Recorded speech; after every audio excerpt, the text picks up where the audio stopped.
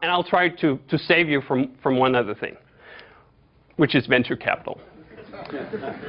Venture capital is a time bomb.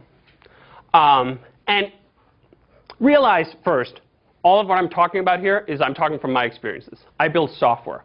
Again, I don't build factories in India that cost $1 billion. I don't have all of this infrastructure cost. I don't need any of all that ramp up. I'm talking about software, Web 2.0, blah, blah, blah, blah, blah. In this industry, venture capital is absolutely a time bomb, and it's probably the most harmful thing you can do to a new business, is to accept venture capital up front. And I'll tell you why. At first, it sounds like it's a really good idea. Like, if I didn't take venture capital, well, I wouldn't have any money, and we would only be us 3 people, and we would actually, like, how are we going to live? Good question. Now, if you take venture capital, you've got millions. You've probably got a runway of years. You don't have to worry about tomorrow. You can worry about 3 years from now, because tomorrow doesn't really matter. You have $5 million in the bank. Who cares? Even better, it's not your money. You get to spend other people's money for a sustained period of time, and the worst that can happen is that you waste 5 years of your life. That's pretty bad.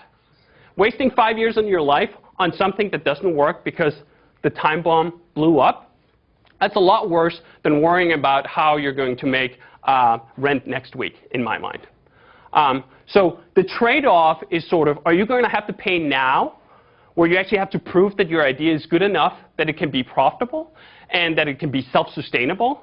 Or are you going to have to pay 5 years from now when you realize that the time bomb blew up? Now the venture capitalists own your company, and they've just pushed you out, and you have nothing to show for 5 years of effort.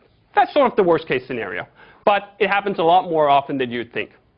I've been talking to a bunch of entrepreneurs in the Web 2.0 space, and a lot of them took venture capital. I have not met a single one who wouldn't say he would do it differently if he had to start out with today. But there's not a lot of information out there about that, because the problem is, once you take your Series A round of funding, you're an addict. You're going to need that next fix. You're going to need Series B right now. We need some bridge capital to get it over just to the other side. And when you're in that situation and you're an addict, it's a pretty bad idea to piss off your dealer by saying, I should never have gotten into this in the first place. I'm so sorry. No, doesn't really work.